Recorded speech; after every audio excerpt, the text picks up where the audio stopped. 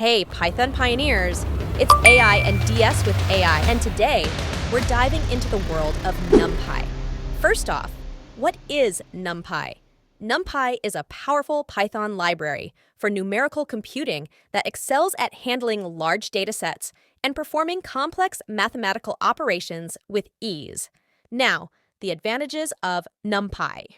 First one is efficiency.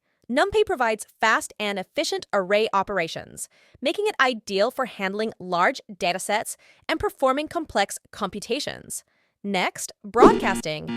The term broadcasting describes how NumPy treats arrays with different shapes during arithmetic operations and enhancing code readability. NumPy supports a wide range of mathematical functions and operations, including linear algebra, statistics, and signal processing. In next video, we're going to see the implementation of NumPy.